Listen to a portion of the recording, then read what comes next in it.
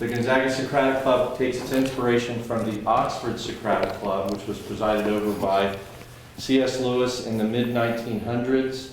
And Lewis, of course, was a Christian Platonist. And so we're going to hear Dr. Lane's take on merging those two great traditions together. And that's in December. But today, we are very pleased and fortunate to have a guest from the continent who's here to grace the Socratic Club with some ideas and argumentation. I mentioned in the email announcement that education is, of course, a great theme in the history of philosophy, starting with Plato's Republic, which, of course, Plato's Republic is curious because it's about a million things and not just education. But we find education right there at the beginning, addressed as a major theme. And our speaker today is going to be talking about the cross area between education, hermeneutics, continental philosophy, and the human experience of time. So a lot of themes brought together. Dr. Andrzej Wiercinski is professor at the University of Warsaw and Albert Ludwig's Universität Freiburg. He has an extraordinarily impressive CV. I suspect he might be the most impressive. He might have the most impressive CV of any person who's ever presented at the Gonzaga Socratic Club.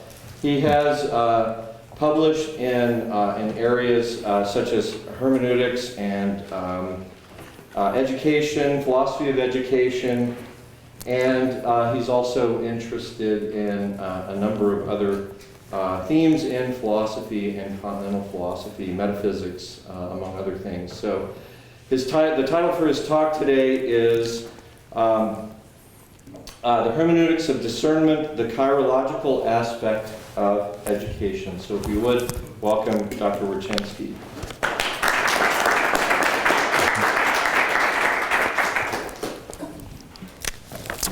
So thank you very much for this very gracious introduction, for the invitation, and thank you very much for coming to my talk, particularly knowing that today is day off for you, so I definitely appreciate your presence here.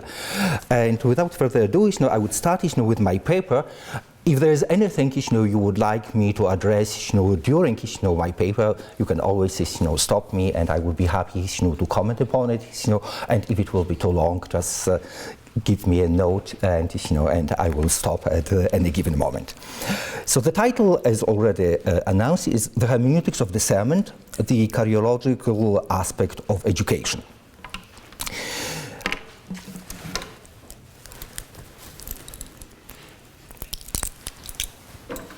Our comprehension of time never exhausts the complexity of the phenomena in need of understanding. This complexity stimulated the Greeks to differentiate between chronos and kairos. Mechanical time, which can be easily measured, is distinguished from the fitting or opportune moment when the time is right. A beautiful narrative about the wisdom of doing the right thing at the right time is offered by Kohelet. To everything there is a season, and a time to every purpose under the heaven. A time to be born and a time to die. A time to plant and a time to pluck up that which is planted. A time to kill and a time to heal. A time to break down and a time to build up. A time to weep and a time to laugh. A time to mourn and a time to dance. A time to cast stones away and a time to gather stones together. A time to embrace and a time to refrain from embracing. A time to get and a time to lose.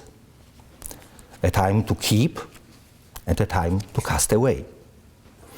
A time to rent and a time to sue. A time to keep silence and a time to speak. A time to love and a time to hate, a time of war and a time of peace. The striking parallel can be seen in the meditations of Marcus Aurelius, for whom the wisdom of life calls for understanding one's life as the opportune time to address oneself in all existential dimensions. The task of self-guidance demands talking to oneself in order to come to an understanding that there is a fitting time for everything. The existential undertaking is to grasp the notion of the opportune time,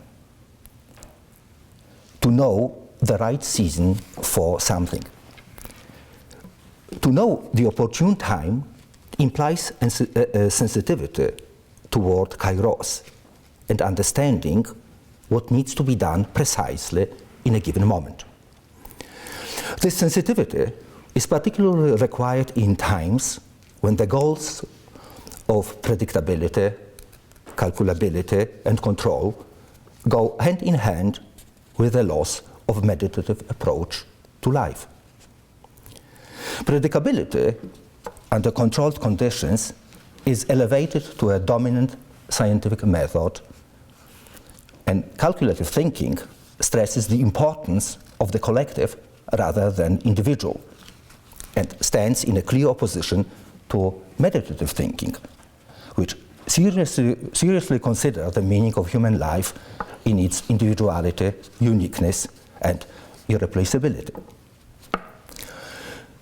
Martin Heidegger, putting himself in the long tradition from St. Paul, Luther, and Kierkegaard, would elevate the glance of the eye, or the moment of vision, Augenblick, to the epiphany of authentic Dasein.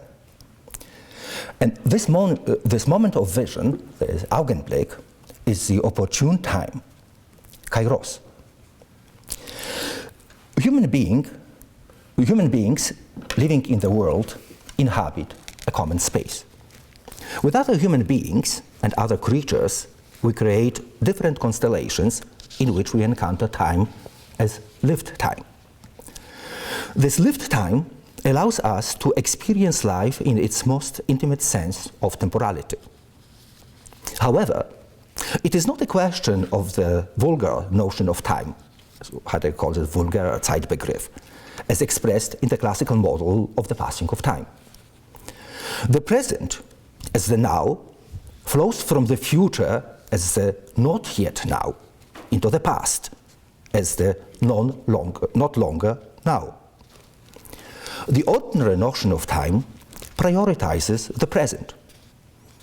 Heidegger, with his fundamental critique of the concept of time as now time, emphasizes the fundamentality of the future revealed in the personal experience of our own being unto death, Sein zum Tode. Dasein is an anticipation, and as such comes toward itself as projecting itself toward the future. Kohelet is a sage who invites us to rejoice in life, to take delight in our everyday experiences. And this delight in everydayness is a reason to interrupt chronos and let ourselves to be overwhelmed by the kairos of vision, which contains an inaugurating character and is, as such, oriented toward action. Thus, it forms and transforms our expectations and decisions, and makes us aware of the between of chronos and kairos, from the experience of acting and dynamic tension between praxis and poiesis. Fundamentally, our relational mode of being in the world, in the Weltsein, is characterized by a kairological manner of doing, praxis, and a chronological manner of making, poiesis. Understanding that there is a right time for everything inspires us to think about life in all its dimensions and to face everything that happens to us in our life. The temporary nature of human endeavors requires a realistic approach to life, to see things as they are, in their complexity, variability, ambiguity, and the precious beauty, as in Czesław Miłosz's poem, No More. I should relate sometime how I changed my views on poetry, and how it came to be that I consider myself today one of the many merchants and artisans of old Japan, who arranged verses about cherry blossoms, chrysanthemums, and the full moon. If only I could describe the courtesans of Venice, as in Elogia they tease the peacock with a twig, and out of brocade the pearls of their belts set free heavy breasts, and the reddish wheel, where the button dress marked the belly as vividly as seen by the skipper of galleons, who landed that morning with a cargo of gold. And if I could find for their miserable bones in a graveyard whose gates are licked by greasy water, a word more enduring than their last use come, that in the road under tombstones alone awaits the light. Then I wouldn't doubt. Out of reluctant matter, what can be gathered? Nothing. Beauty at best. And so, cherry blossoms must suffice for us. And chrysanthemum and the full moon. If true poetry is a passionate pursuit of the real, then to be faithful to detail is the way of being not only a poet, but a human being as such. Words, however, always fail to grasp reality in every invitation to try to grasp the moment, to tell it all. But what is all? Is it everything experienced in life, or everything that can be imagined, even if the imagined will never be actualized? The real is a true challenge, because in wanting to be grasped and named, it escapes our words and any formalized capturing technical structures and formal characteristics.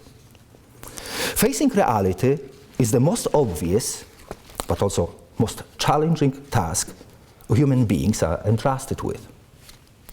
It calls for our unconditional love of the world, which leaves us always with the feeling of insatiability. The hermeneutic task is to give expression to this experience of lived time and necessitates a constantly renewed commitment to reality. Human life is the entanglement of the divine and the eternal with the worldly and the ephemeral. Our undertaking is to discover the meaning of everything, especially when this meaning is hidden beyond an apparent lack of sense, intelligibility, and faith in life and in one's active powers. For reaching and living this understanding, we have the whole span of life with all happy and difficult discoveries. When we say that the wisdom of life consists in seeing the relative value of everything, it means that it calls us to see things in perspective. And this perspective will always be ambiguous, not because we lack rigor in our critical approach to life, but because our vision is by nature fragmentary and provisional. We lack, as God's eyes perspective, for we are human beings, historical, temporal, and finite. Our understanding of time is based on our rootedness in tradition, but it is directed toward the future. This orientation toward the future is disclosed to us in our being unto death. Therefore, authentic temporality means that we are confined neither to the past nor to the present. But as temporal beings, we are always relating to ourselves as possibilities and projected toward the future. In fact, only a genuine relation to beginnings, which can open up in the experience of time, enables fundamental change in human life. It is a complex process of destructuring the past in order to liberate us toward the freedom of the future. Orientation toward the future is the radical attempt at forgetting what is behind and straining toward what is ahead. This revolutionary transformation requires a complete change of life, metanoia, a responsive grounding in a new world that favors possibility over actuality. It is a possibility which discloses the future. Human life is essentially oriented toward the radically new, but the openness toward the new cannot be calculated in advance. This openness characterizes an experienced person. Hans-Georg Gadamer reminds us that the experienced person proves to be someone who is radically undogmatic, who, because of the many experiences he has had and the knowledge he has drawn from them, is particularly well equipped to have new experiences and to learn from them. The dialectic of experience has its proper fulfillment not in definite knowledge, but in the openness to experience that is made possible by experience itself. Being open to experience means to be ready to accept that facing the new, we modify our previous understanding and expectations. And this negative aspect of experience is, in fact, very productive. It allows us to see things from a new perspective, and thus opens a way to confront our presuppositions and pre-understanding. Experience, as Gadamer emphasizes, does not lead us to final knowledge, which would mean the end of experience. Rather, by embracing disappointments and disconfirmations, experience is not a mere repetition of the past, but opens us up toward the new. Being an experienced person means becoming aware of the truth of one's experience, which is oriented toward new experience. And this radical openness towards new experience puts us at risk. It is the question of being ready to see ourselves as finite, historical, and lingual beings called to face reality as it discloses itself to us. It is a call for openness to the other with fundamental willingness to listen to the other and put ourselves in question. Listening to the other challenges our prejudices and thus opens up possibilities for self-transformation. Kohelet grasps the meaning of time, which is congenial to biblical faith with its implications on all levels of human life. He calls for integrity of life and for education, which supports such integrity. Education happens throughout the whole of human life, and the sage imparts to his readers the secrets of living an accomplished life, to be a good human being. The results are intrinsic to the task of education and cannot be limited to achieving certain competencies. Kohelet meets his readers where they are in their life and encourages them to understand that this is an opportune time, kairos, a time to learn and be taught. The world is an educational environment in which we spend our formative years. Human beings, as dynamic agents, act in response to the existential call which comes to them in the concrete context of their life. The human person is the subject of education. Being at the very center of the educational task, a human being grows and matures toward reaching one's inmost potential. Growth, development, maturation, and formation happen as the result of self-cultivation and are designed to bring about an inner development.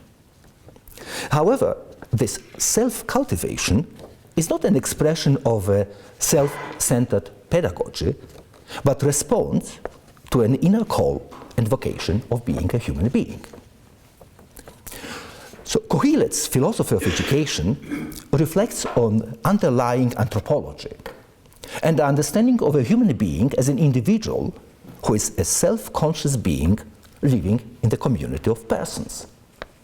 This individuality means that the person is not only the individual substance of a rational nature, natura rationalis individua substantia, but the incommunicable existence of an intellectual nature, intellectualis naturae incommunicabilis existentia. Kohelet's pessimism and skepticism remind us of a gesture of a Greek philosopher. In fact, he encourages a profound insight into the human condition and offers an understanding of time which is nature transcending and nature transforming.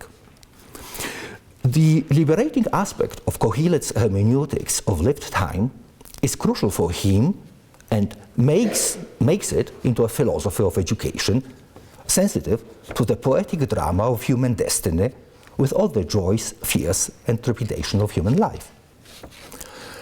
Seasons of life bring about transitions in life, and to everything there is a season. And our task is to make sense of those seasons. To be a human being means to live in the world the same way a line lives on a page and paint lives on a canvas. To experience all the intensity of meaning is the infinite task of interpretation. It is an interpretive call to see ourselves misplaced in the concreteness of our internal and external landscapes while writing our life story into the world. In our interpretive attempt to understand ourselves, it is essential to grasp the difference between reading from and reading into. Reading from exegesis is very different from reading into eisegesis. Following the etymology of exegesis, exegesis means to discover what the text has to say to the reader. It is a critical interpretation of a text, a way of reading from the text in order to get shaped by its meaning. Reading is never an exercise for its own sake. It is an engagement with the text, which has the power to shape the life of its reader, since what we read matters to the way we live our life. The hermeneutics of lived time is then the hermeneutics of hospitality. The hospitality towards the other means listening or reading the words addressed to us and the willingness to understand what is actually said. Opposed to exegesis, eisegesis means reading into the text. It is an engagement with the text when the reading is based on preconceived ideas of the text projected meaning. The meaning of the text is essentially read into the text in order to be subsequently derived from the text. This reading into the text is, or at least can be, a violent interpretation in which, instead of allowing the text to speak to us, we suffocate its voice and misuse it to confirm our own understanding of the subject matter, regardless of existing or possible differences from our own position. Education can have an immediate, visceral impact on the people involved, like great art does. For understanding art, it is less a question of discovering the hidden meaning of the work than an ability to experience immediate emotional and intellectual sensation while being engaged with the artwork. Touching with the world and facing with an imploring look can transform the human heart. Indeed, education is predominantly about touching with a healing world and about this imploring look. It is about self-encouragement to make oneself on the journey of self-discovery, self-improvement, and self-realization.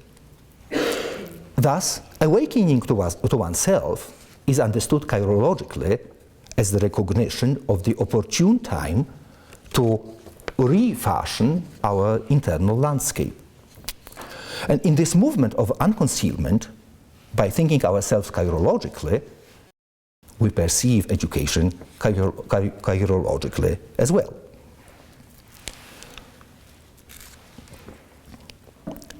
Lived time, time, sculpture, and the wisdom of life.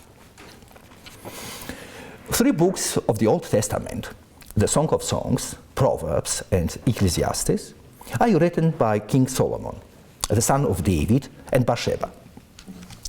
Some biblical commentators emphasize the continuous preoccupation with the meaning of life, with changes depending on Solomon's stages of life. They believe that Solomon wrote the Song of Songs in his youth, the books of Proverbs in his middle age, and the book of Ecclesiastes when he was old. They like to see Solomon as a sculptor who, maturing in life, eliminates what is not essential in order to create a masterpiece. This interpretation as glorifying life and love in youth to the teaching of principles of wisdom against relative skepticism in old age can easily be an exercise of reading into the Corpus Biblicus. It seems more balanced to discover the different aspects of approaching life in its fullness. If sculpture is a way of searching for expression, an exercise in patience and perseverance to disclose what wants to be disclosed, then it can communicate something essential about a human being with all joys and sorrows as experienced in the search for the source of redemption. Living with sculptures, we are as in a primordial magic theater, where the world discloses itself to us in all its manifold features. Consider Rainer Maria Rilke's The Song of the Statue. Who is there who so loves me that he will throw away his own dear life? If someone will die for me in the ocean, I will be brought back from stone into life redeemed. How I long for blood's rushing. Stone is so still. I dream of life. Life is good. Has no one the courage through which I might be awakened? And if I once more find myself in life, given everything most golden, then I will weep alone, weep for my stone. What help will my blood be when it ripens like wine? It cannot scream out of the ocean, he who loved me most. Rilke's longing to be brought back from stone into life redeemed, so bin ich vom Stein zur Wiederkehr ins Leben erlöst, expresses yearning for liberation. By lending his voice to the statue, the young poet captures the past as the future and thus imitates in writing poetry the way Auguste Rodin adapted the temporally transient to the permanence of space. It was an influence of Rodin which prompted Rilke to see his poems as the verbal equivalents of Rodin's sculptures. The dialectic of surface and depth permeates Rodin's and Rilke's art. The awakening of stones, which so dramatically happened in Rodin's sculptures, beautifully expresses the task of an artist to capture reality in stone or in verse. In fact, we can look at Rodin's sculptures as if they were already in the stones. And the work of the artist was to exhibit what he saw in the stone by breaking off all that which hid it from his eyes. What is fascinating about the stone is that it can be containing and imprisoning. And it is by the work of an artist that the tension between confining and releasing is not overcome, but receives its inmost intensity. The hermeneutics of lived time opens us up toward the radicality of human life. It is a powerful reminder that human life is a journey of happiness, despite even dramatic exigencies of everyday experiences. It is a way of accepting life as it is, without fear of failure, marginalization, and disappointment. The hermeneutics of lived time is predominantly concerned with thinking ourselves kairologically, by recognizing the essential incommunicability of the self. It emphasizes the centrality of the relationship of the self to the other. To be a human being means to live our life not in isolation, separation, and loneliness, but in a community of people where our lives truly meet. It is not a question of the formal gesture of sympathy toward the other, but a real encounter with the other. It is not about looking down at the other, but always looking up in order not just to uncover the potentiality of the other for ourselves, but, and even more predominantly, in order to help ourselves and the other to discover our own hidden potentiality. To be with and for others seems to embrace the meaning of human life. However, there is an inclination of the human heart which directs a human being rather toward alienation and self-sufficiency, without engagement with the other. Aristotle, in Politics, speaks of a form of greediness, which is an orientation toward gaining profit at any price. It is exactly the life of greediness which pretends to be self-sufficient and thus reduces wealth to a mere technique of accumulating good and getting rich. Sharing the world and living with the other is a permanent exercise in attentiveness to oneself and the other. We never know what the moment can disclose to us and what kind of action can be required from us. It is exactly this life in constant attentiveness which characterizes the vocation of a human being as a hospitable agent. We can never know when the other might wish to enter our private space, to want to visit us in our own home. This is like in a story with Jesus and Zacchaeus, the tax collector in Jericho, a beautiful and prosperous city of palms with air scented with balsam groves. Jesus addresses the unknown man by his first name and invites himself to his house. I must stay at your house today. Life calls us to be ready to answer such a request with joy. And Zacchaeus did. He received his guest with rejoicing. To rejoice, to be glad, Kairo reminds us that it is an act of grace. Even etymologically, Kairo is a being conscious of grace and taking delight in grace. It is thus connected to charis, grace, as a gift of a person who asks for hospitality.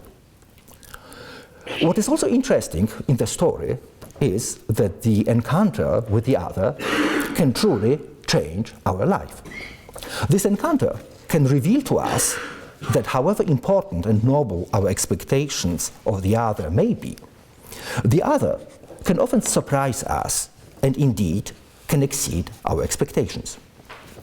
Despite our beginnings, which are often very humble and weak, the other can gaze up at us and help us to see differently, even diametrically, to change not only the way we see ourselves and the world, but also to revolutionize our perception of how we are seen by the others.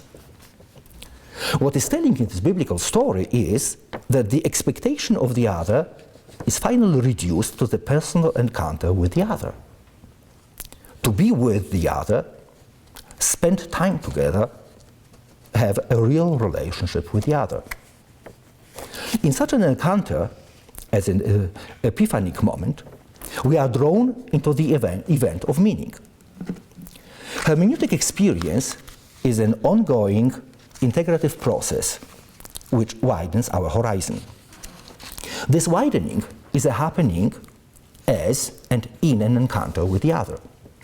It is an educational encounter, not in the sense of gathering information, but as an experience of broadening our perspectives.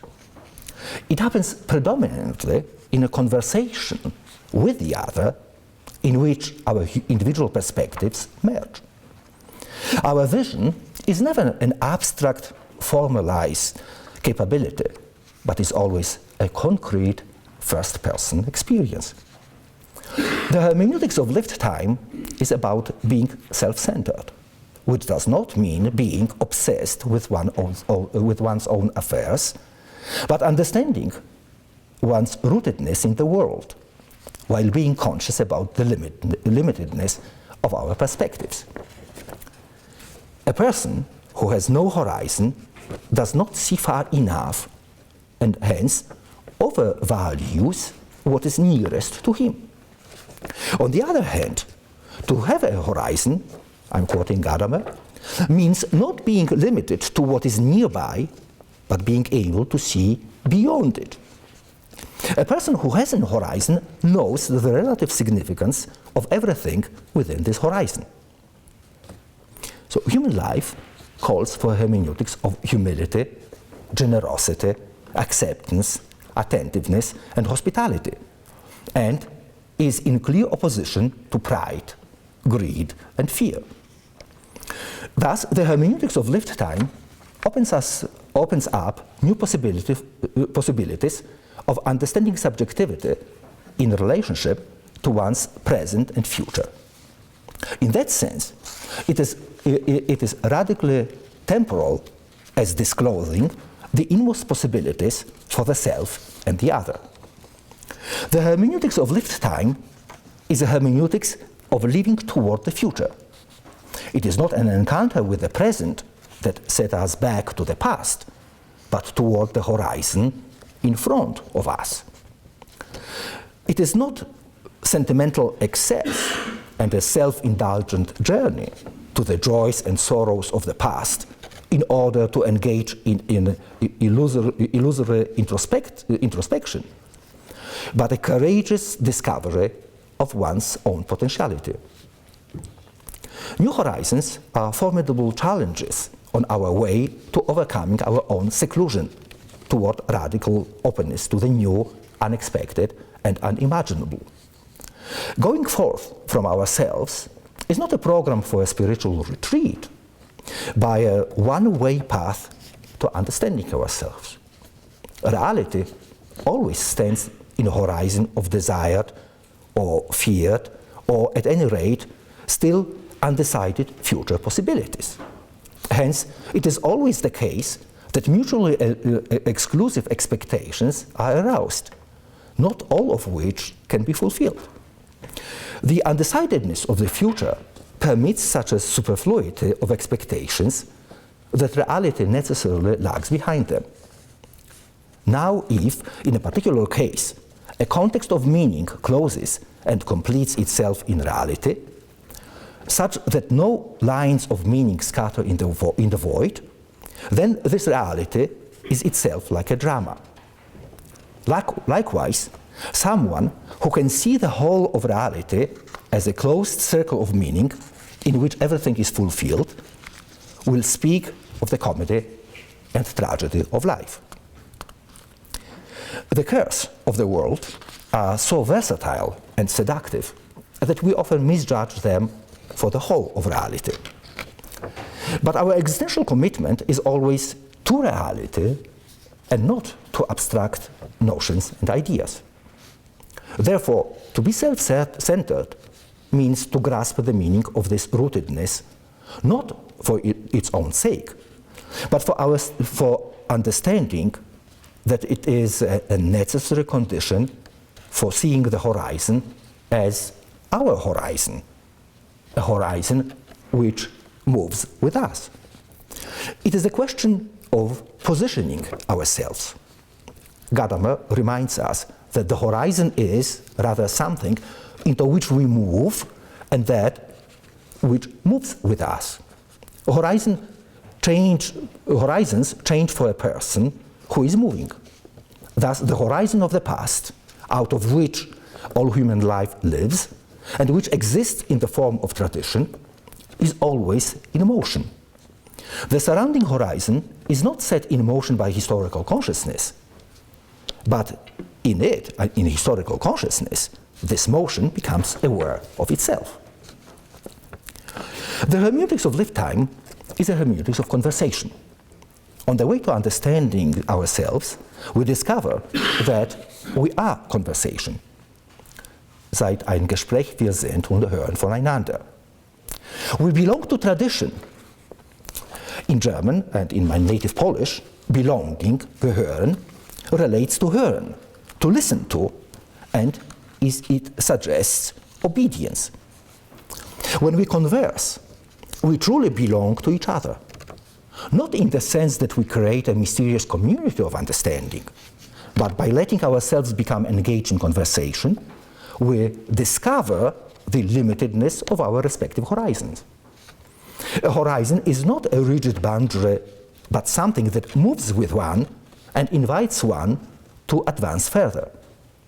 Thus, the horizon intentionality, which constitutes the unity of the flow of experience, is paralleled by an equally comprehensive horizon intentionality on the objective side.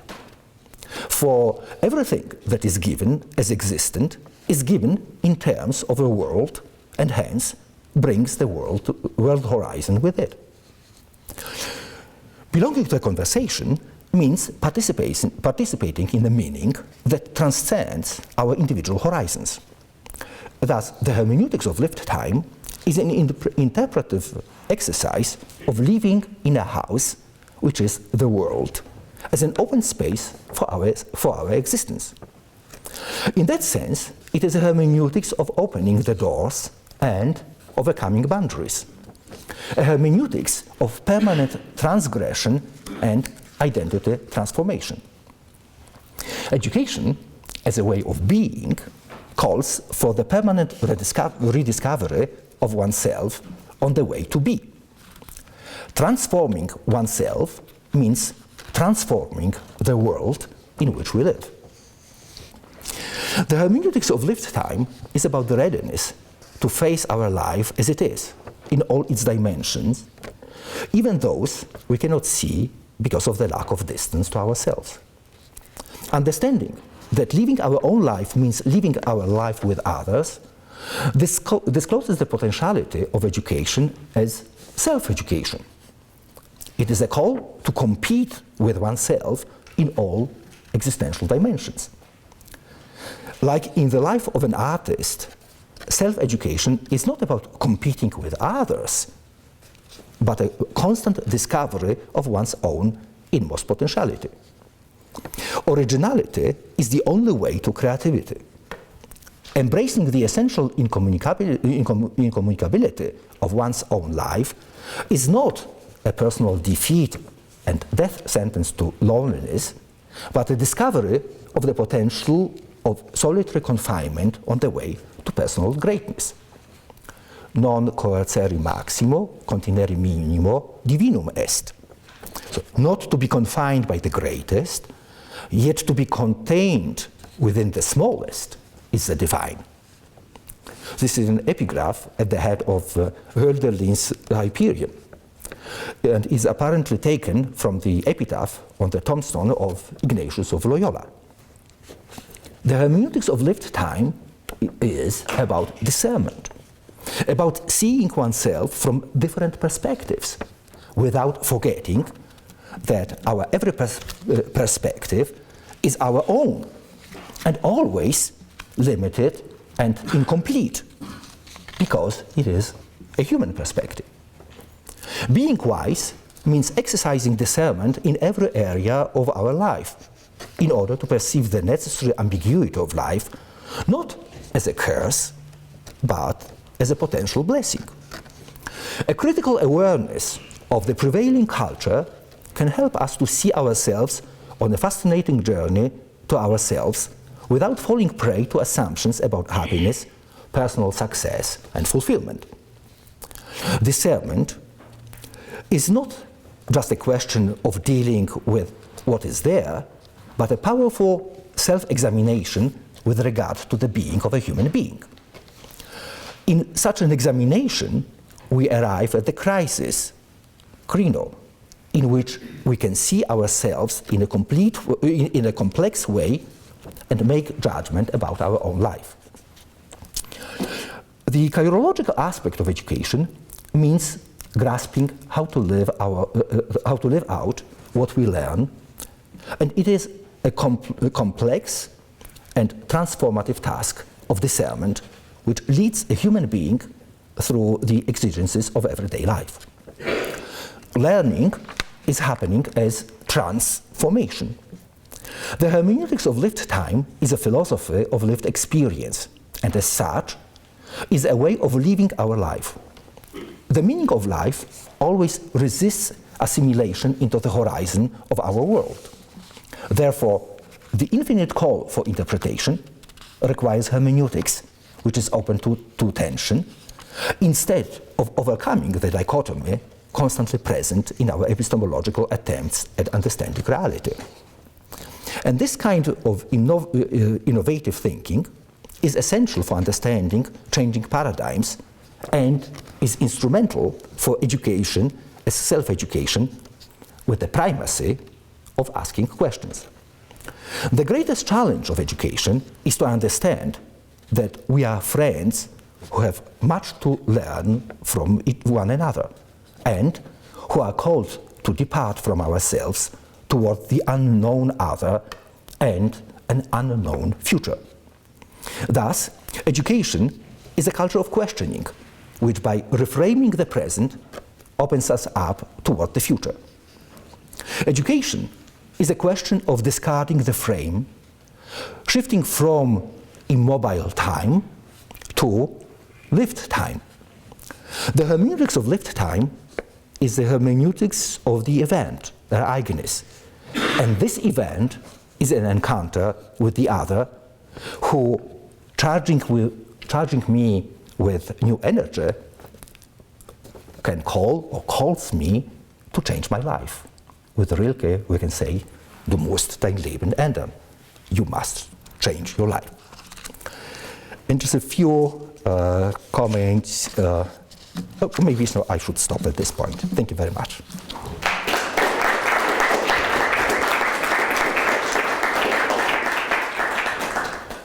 Dr. Trisman of the philosophy department will have just a couple of words, and then we'll have some time for questions with Dr. Wiercinski.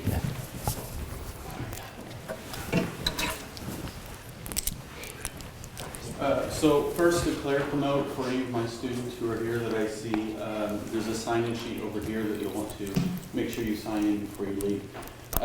Secondly, then, just a couple of words again about who Andrzej or Dr. Wiercinski is. In addition to what David already said, he was my host in Freiburg for the last couple of years. Very gracious of him, or one of my co-hosts, I guess, or officially two of you. He's also officially a priest, so I think he has lots of good things to say to us in terms of what education can mean in a Jesuit context. He also has a position in the philosophy of education at the University of Warsaw, which I think becomes apparent with all he had to say about the philosophy of education here. And he appealed to art and poetry a lot, and it was not mentioned he also is a Polish poet, in fact. And so he didn't offer us any of his own poetry, but it's out there if you can read Polish. So, or maybe Sean McGraw translated some. But good. So there's a lot here, and therefore I have a lot of questions, but I'm going to do some picking and choosing by necessity. And so I think I'll limit myself to 5 very quick, brief questions, just in 1 or 2 sentence format. And if you all would so choose, you can piggyback on my questions or have your own questions, but the hope is, of course, that we have an educative event here in our Q&A, right? So the first has to do with the title, Hermeneutics of Discernment, the Temporality of Education. It seems to me, given what Dr. Wiercinski said, that we could have inverted the whole thing and rather said Hermeneutics of Education, the temporality of discernment. If it said one way or the other, it simply makes no difference. And so I wonder how comfortable he would be with this equivalence, such that we could just flatly say education is discernment, period, whether that's something else. And so you don't, also by the way, I don't expect that he would respond to all of these are just,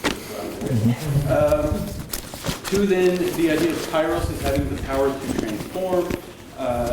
It is a power to make new beginnings, which I think is very liberating because we often speak of people being in cycles or their life is spiraling out of control. So we have this whole idea of the circle is where time can't straighten itself out into a line, and therefore something new happens, right? And where kairos seems to be able to break circles, and we break cycles, and we break spirals in life. But I still have to wonder, are there not actually certain moments where chronos would be better? I'm like, everything's going great, and I just want it all to continue just the same way, right? And repeat, as it's what the same over and over again. So I wonder if kairos is always preferred over chronos. Thirdly, you mentioned that education has this immediate visceral impact, like great art, of which you spoke a lot and offered us some great art in the quotations of poetry. And it does affect us emotionally and viscerally right away. And so to offer actually here a very practical question for what we as educators should do in the classroom, or what we as students should expect in the classroom. This is probably not very common for you in Europe, but in the States here we have these quote-unquote trigger warnings, where if we're going to say something that's going to have this visceral impact, we're supposed to warn our students, right? And so I wonder, if education shares this in common with poetry and art, do we need trigger warnings at the door of museums, for example, that say if you walk in here, beware, you might be offended, right? Just a practical question to throw out there. Fourth, then, you spoke of education as self-discovery and as self-realization.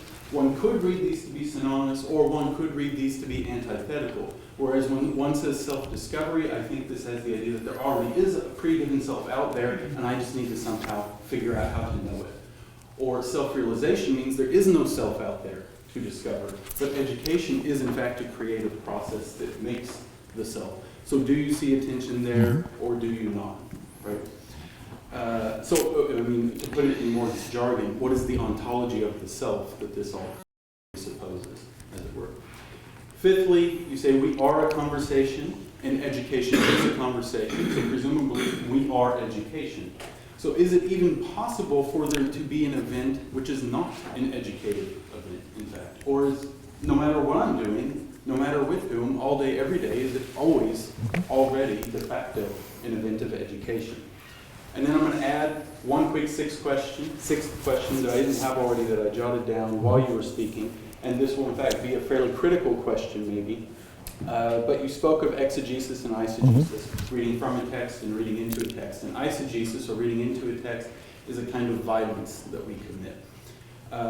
And yet you also said, you spoke of Kohelet, and then said later, oh, and we can treat Kohelet as a Greek thinker or as a Greek philosopher and use Greek categories. But is that not already a kind of violence against Kohelet to impose Greek philosophy and Greek categories back on it? Yeah, and so that's all I have, but thank you for all of that. Do not feel obliged to answer everything. We have all week together. I'm sure others have many questions as well. Thank you. Should I respond immediately? Maybe just a few comments. Starting with the last one, obviously, there is no interpretation which is not a violent interpretation, because it's just a question of how do we understand the violence. There is something which needs to be understood, and I think the main problem about exegesis or eisegesis, or reading from or reading into, is not to place ourselves on the side of one or another, but to understand what is happening when we understand something. And so here I'm following Gadamer, who is very clear about it, that we understand because we have prejudices, and this the whole project of enlightenment is to overcome prejudices, and to create a scientific understanding of reality is a problematic project, because for at least following Gadamer, we can say that it's not a question of overcoming prejudices, but to understand that we are that we have prejudices whenever we try to understand. So the question, and it goes through this tension goes through the whole of my paper, and through almost every question or every point you addressed in your response. It's not hermeneutically speaking. It's not a question, of responding to one aspect of reality, but is to see the tension and to make this tension a productive tension. So it's not the question about chronos and kairos. It's a question, of understanding the productive tension between static, and dynamic time. So therefore, I would not even ask the question, is it better for us, to be on the side of one or another concept of time, and this tension similarly happens so between chronos and kairos.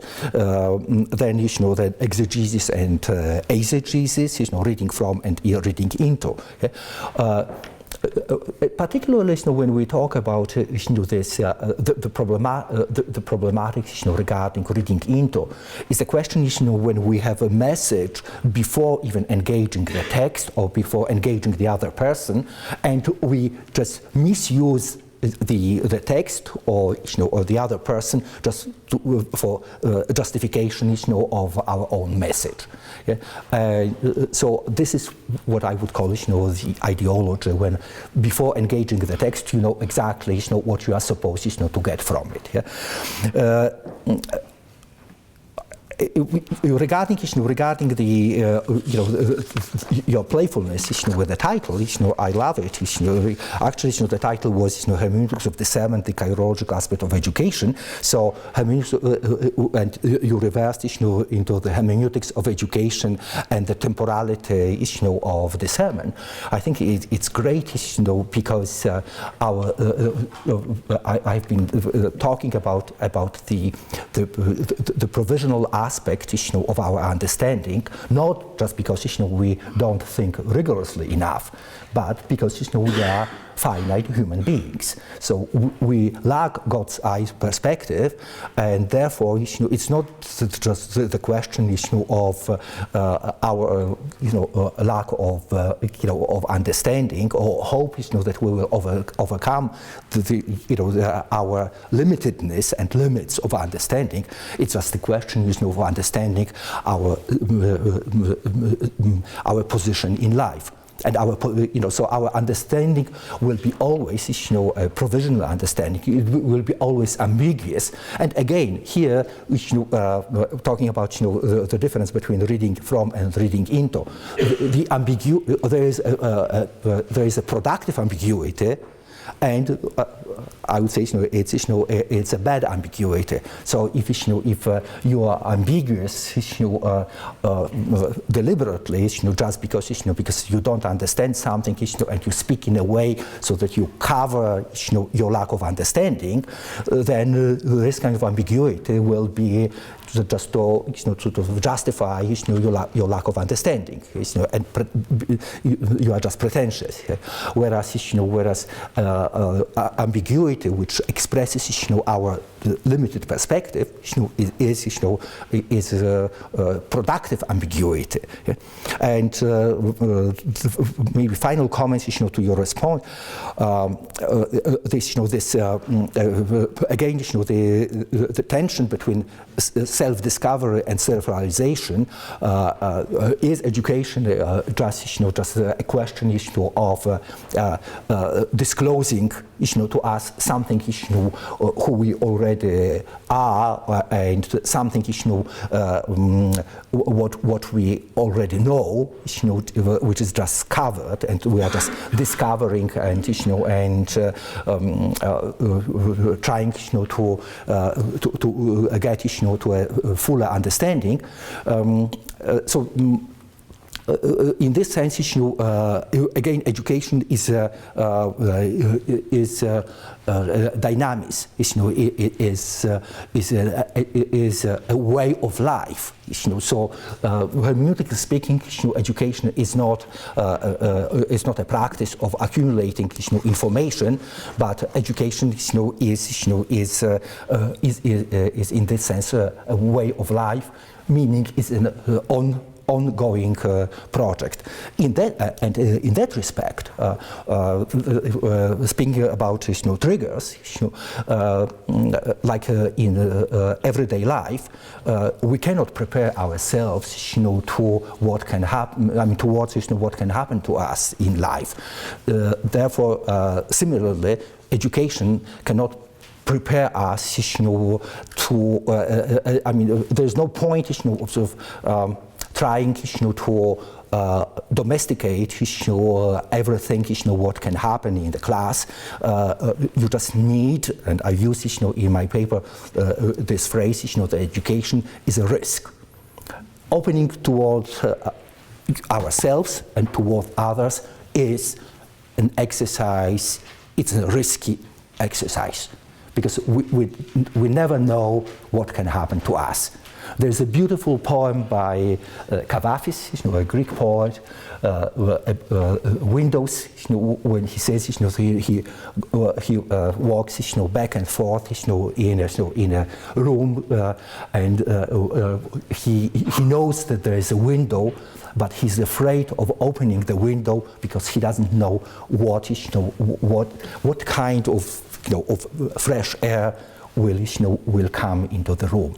So it's a powerful picture, which is, I think, describes a life of many of us, that we would rather, live in the misery, of what we know and what is familiar to us, rather than opening the door and letting, the unknown entering, our space.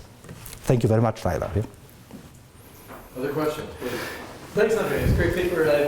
You really speak eloquently about education as a process of formation, and I think it sounds so different than everything we hear from our deans and our president and from our, from our culture at large.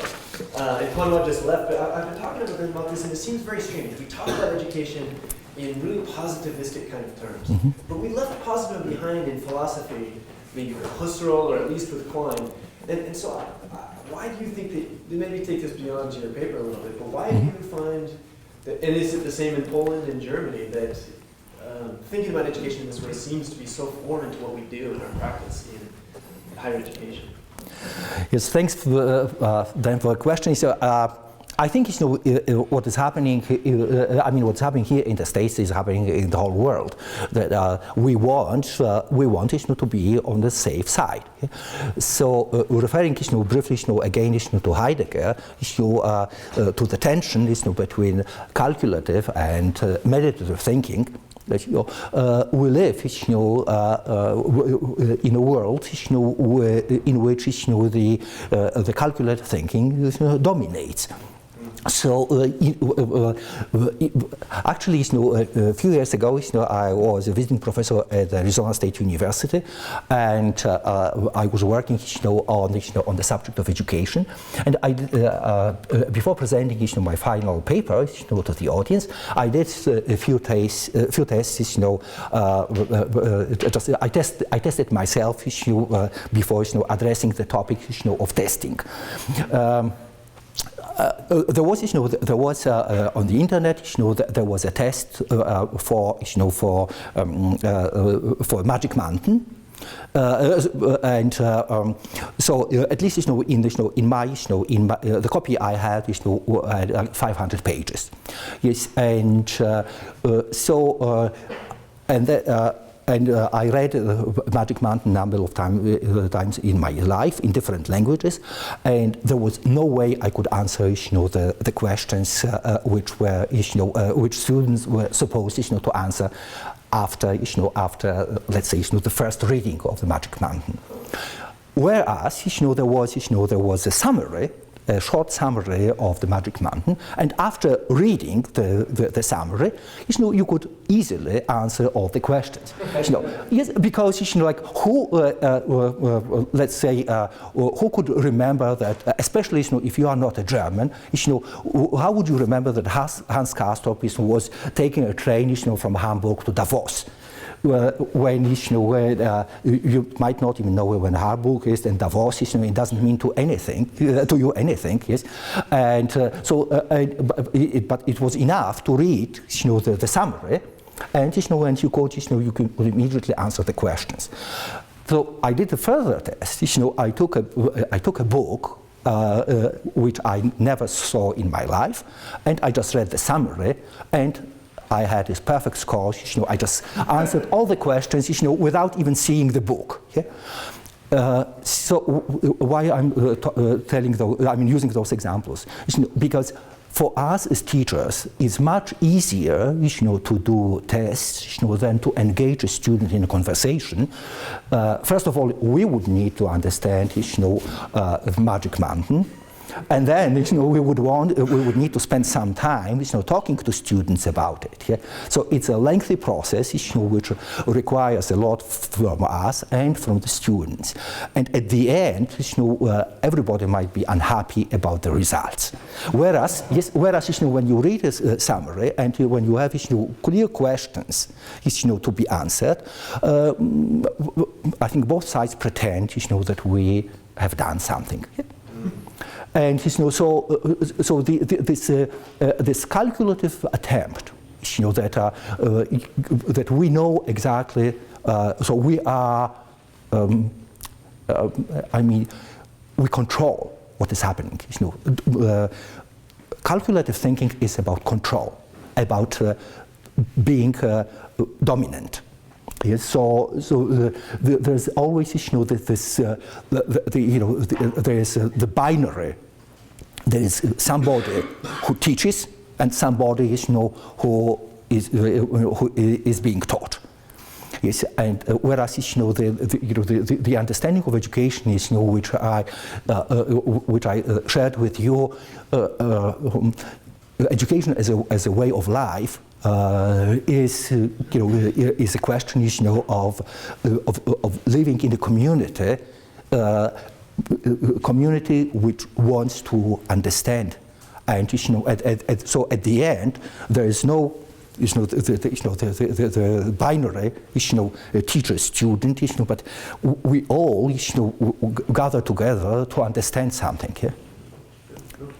And just as one brief comment, at the end, like all those great teachers, when they talk to each other, they say, I love to be a philosopher, but I hate teaching. Yeah?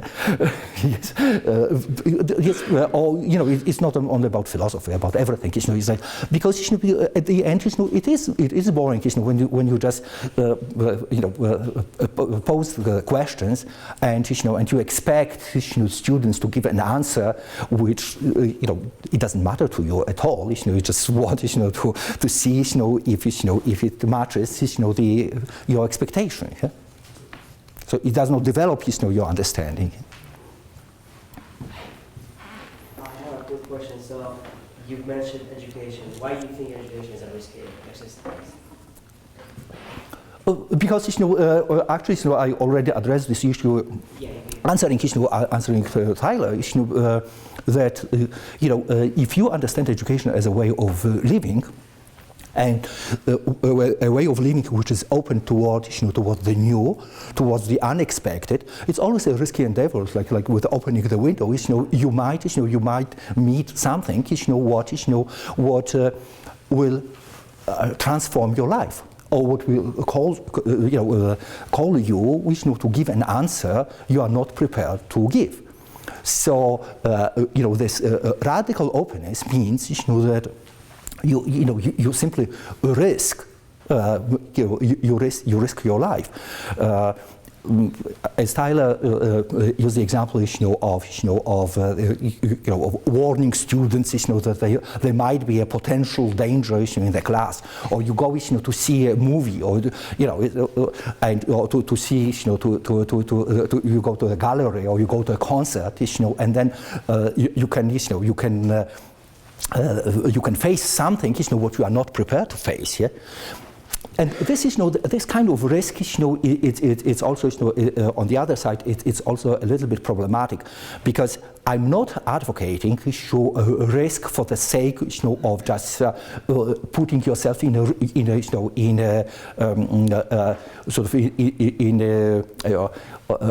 a situation in which you just push your adrenaline. Yeah. Like we've been talking with Tyler about children and death. Yeah? So I don't mean that everybody should take children necessarily to the and expose them to death. Just for the potential situation, exactly, because maybe somebody who will die in the future, and therefore you prepare a child for facing such a situation. But I think what we are experiencing in our culture is that if somebody dies, then we don't want children to face reality, because we think we don't know what can happen to them. Yeah? And so I think this facing life, it could be also just a meaningless frame, but on the other hand, I think it's also it's a very powerful line. Education is about facing life as it is. So I'm not advocating for certain experiences, just for the sake of bravery or just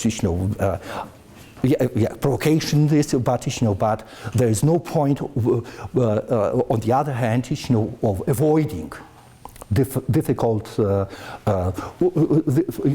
situations or difficult subjects, yes? And this sense of being in control, that the teacher is responsible, for the dynamics of the class. This is something I'm really I have my personal problems with this, because if you are responsible, meaning that in the sense responsible of you are in control of the dynamics, then you simply don't allow reality to disclose itself. Yeah, so when you read the text, and this is what is so difficult in reading. When you read the text, the text can evoke in you emotions, understandings, which the text is not responsible for it. But the radicality of responsibility I was talking about means that you express your willingness to face whatever will be in front of you. Yeah. Questions, please.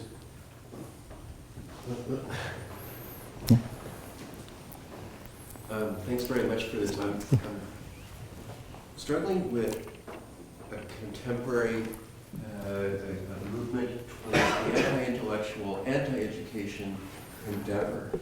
That there's a rejection, an intentional rejection of all that you've described as valuable for the meaning of life. And I'm wondering how we can describe an education that would be on par with what you've described to maintain intentional ignorance. Could you elaborate a little bit more, like the last sentence? We have this alternate vision of yeah. reality. We have virtual reality. These are now competing with the reality you've described. And while I don't think they've gained a majority view, there are pretty substantial groups of people that are promoting alternate views of what you described as the education reality. Yeah, I think this is this again it goes along with what Dan said before, that our educational systems try to reduce reality or the task of education simply to mastering a certain amount of information. And this information, you see this clearly when you move between continents or even between countries or in the states, even when you move between the states. Yeah? So you see that that the amount of information which is supposed to be mastered by students is very different even from state to state, let alone between countries. And this model of education, this positivistic model of education, or this very reductionist model of education, I think the problem is that we want to get something what we call concrete, something. So we want to master something. We want to dominate reality. We want to domesticate reality. We don't value thinking as such. So critical engagement very often does not mean that you learn and you exercise yourself to face reality, but you learn certain tricks how to dominate reality. Yeah? And so instead of educating people, we train them to possess certain qualities, and or even less than qualities, just certain practical, practical knowledge, how to do things. And so in that sense, what I offered, in my talk, is extremely unproductive. Extremely unproductive, because it invites us to think about what is happening in education, rather than to examine each other and ask okay do you know what is the difference between the exegesis and eisegesis, and or do you know what is the meaning of phronesis? So do you this kind of education is also important, because you need to also to get certain information in order to understand reality. But you need to know why do you need to know those details, and not, you don't start with learning details, and then, hope, that you will develop, your thinking. And speaking is about critical thinking. Very often, we just give people, we teach them, certain techniques how to approach the text, yeah? And we just help them, to be smart and fast and competitive, instead of promoting this kind of constant tension within us, that if we compete, then we compete with ourselves, because we want to understand better. Yeah? So if you have a white shirt, you can see, we were using this example yesterday, when you have a white shirt, you see every little spot on the shirt, yes, and but who wants to see the spots? Yeah, so the sensitivity, which is the key word in education, is something what is again is counterproductive. If you are very sensitive, you need whatever a week to read a Magic Mountain. And and if you to encourage people to get more sensitive, I could really have a very counterproductive influence, because yes, those people have to pass tests. Yeah? And instead, how can you prove that somebody thinks? The whole humanistic education was based on tutorial, when you talk to people, and when you engage them in conversation, and not like nowadays, that you have tests, and everybody uses the same tests, to check if students have read something, and at the end, neither you care about if they read or not, nor they care about if they read or not, and once they pass the exams, they are happy that they don't have to address the issue anymore. Yes. Whereas when you understand education as a transformation, and education as an ongoing project, then there's no end to this educative process. Yeah. I recall you said something akin to our perspective is always ambiguous. Yeah. At the same time, you concede that reality exists. I can't resolve the two without thinking.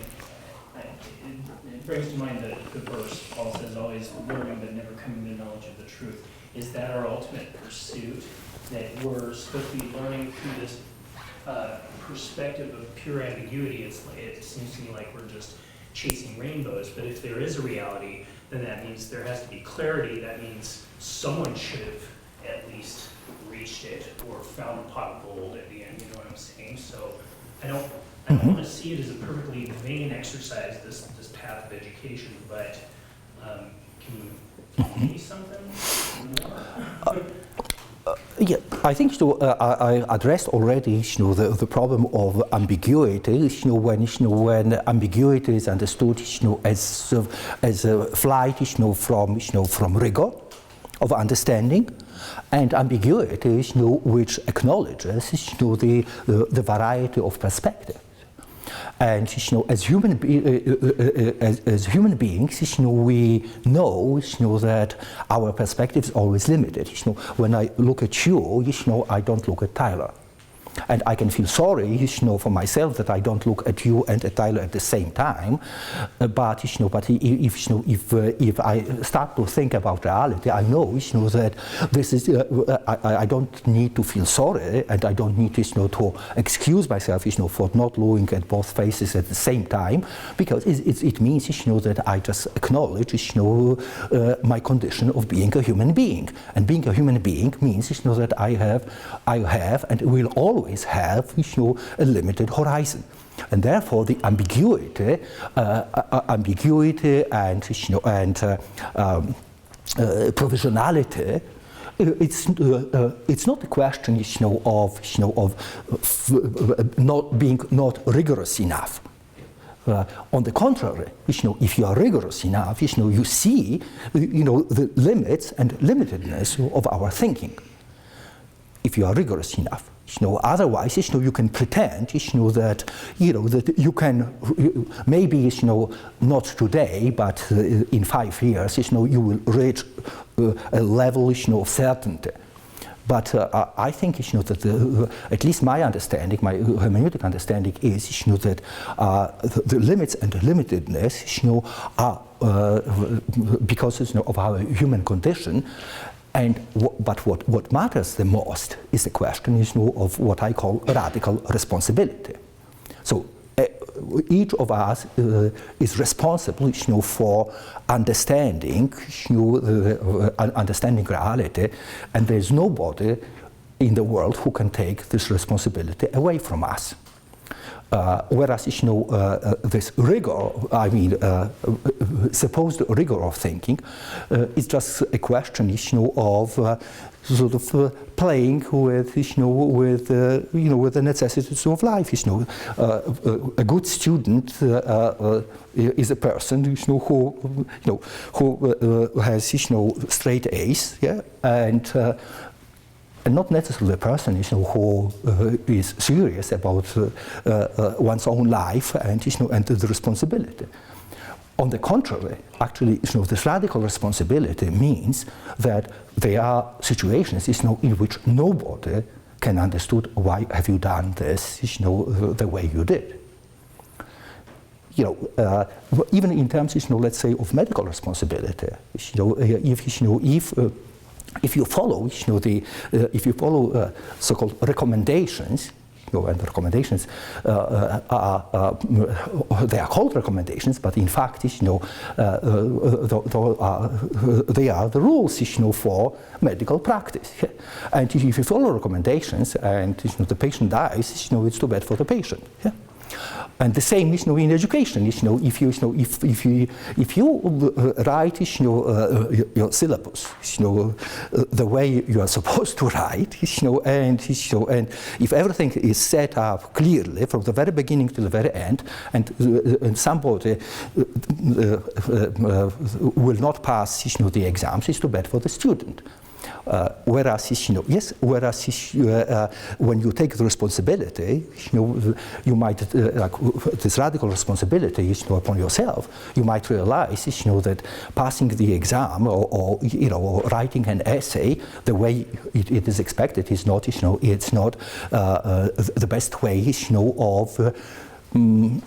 of realizing if somebody has learned something or not.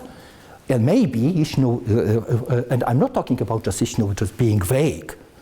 Maybe, you could write, if you would come, if somebody would come to me, and tell you, that, okay, I'm sorry, I cannot write an essay, here are 5 different versions, and, I tried from this and that angle, and I cannot complete an essay. Yeah? Maybe, I would ask the students, why don't you write an essay? Why do you feel that you failed? Whereas, to follow methodology of writing, it doesn't mean, that you understand anything. So radical responsibility, and I think, that if we take this radical responsibility seriously, I think, we will change. First of all, what education means to us as teachers, what education means to our students, and also, then we would create, this community, of conversation. Yeah? Andrzej, this is helpful, but I'm not sure that it gets to the question. You talk about that it's a risk, there's going to be limited perspectives. Yep. Why should we even do this? Why not go become an oral surgeon and make $300,000 a year? Do you need to start from some kind of metaphysical belief in the goodness and intelligibility of the world? Yeah. If I start this project, Yeah. I will find that truth. Yes, but no, but it's this. Do you think, that if you are a medical doctor, you don't face, the ambiguity? I mean, you can pretend, that there is nothing ambiguous about medical practice, but in fact, it's extremely ambiguous.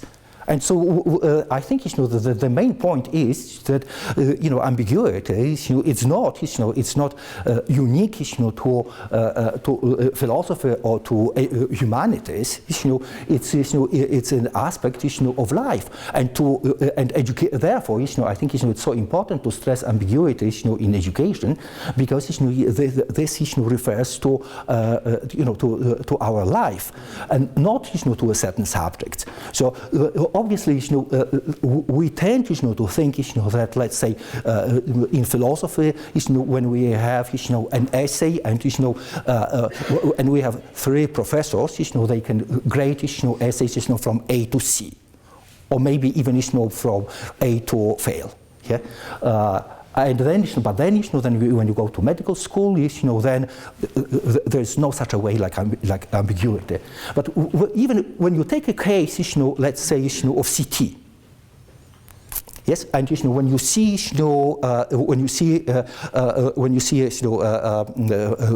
a picture, and when you stand in front of the picture, what do? When you take 3 best neurosurgeons in the world, and they will look at the same CT and they will give you 3 different accounts. Yes, because obviously there are certain things which are almost obvious, but the more sensitive you are, and the more radically responsible you are, the more doubts you will bring into your interpretation. And every interpretation, I think, by nature, regardless, what kind of interpretation are we talking about, CT or philosophy or Magic Mountain or a poem, every interpretation will have this ambiguity in it, because the ambiguity is, first of all, on the side of that which needs to be understood, which needs to be interpreted, and on the side of us who interpret it. Yeah. So thank you for your talk. I think that education as a way of life really resonates with a lot of my personal experiences. And let's see, this is kind of a twofold question. As someone who's maybe overly sensitive to different possibilities of life, and as someone who sees all of the possibilities and potentialities when you're oriented towards the future, how do you then discern what conversations you want to be a part of? How do you pick and choose when you only have a finite amount of time to kind of play with ideas that are presented to you? Great question. Actually, it's very important what you say. How do you decide? I think facing life is an answer. So it's it's not a question of picking and choosing. Yeah? It's a question of how radically responsible you can be. So when you walk out of the of the room, of the classroom, and when you see reality, either you see this reality or you don't. And and so education, for me, is this exercise in sensitivity. That you see the world, and you have to respond. Obviously, in terms of Heidegger, or in terms of great art, you can say that great art has the power to captivate us. Which means that you go to a museum, you see a piece of art, and as Rilke says, you have to change your life. It's not that you pick and choose, you just walk through the museum, through the gallery, and something captivates you. Similarly, I think in everyday life, you just walk and something captivates you. So it takes away, this orientation that you are sort of picking and choosing, what you are learning, what you are responding to, towards this responsibility, toward that, which sort of which faces you. Okay? And in conversation, again, the question is the conversation, the dynamics of conversation. It has the power, similarly as a work of art, which captivates you to such a degree that that you have to change your life. Conversation as Gadamer says, it's not the question of us leading the conversation, but the conversation leads us. And we know this, from our everyday experience, that very often, like, let's say, you go to see your friend, and and you want, to talk about, something negative, in your life, and you are so preoccupied with that, and you go to see your friend, and the friend is crying, and you don't feel, that you have to address your questions. Yeah? You just see, what's happened, and so on, and all of a sudden you are so drawn in the conversation that you leave after a few hours, and without even touching your subject, you have the feeling, that as if you have been talking about, what mattered to you. So this power of conversation, which engages us, which draws us into conversation, has this transformative character. Yes, so it's not just a question, that in education that we pick and choose the subject we want, to address, but it's rather the question, I think, I don't have an answer, why should I look, at this and not that picture. But what I think, I try to do in my life, I try to think, why have I looked at this picture? Yes, and retrospectively, somehow,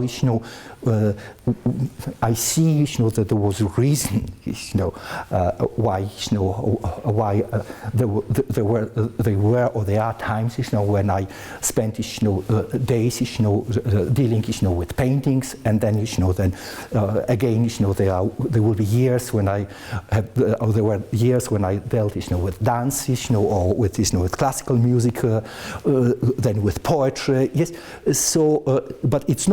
It would be very hard, even speaking about my own experience, to say, that I have created, whatever, 20 years ago or 30 years ago, I've created a plan that, I will do X, Y, Z, and methodologically, I followed, and now, I'm such a great individual. Yeah. Yeah. Yeah. Technically, we're over time now. Let's thank our speaker. Thank you.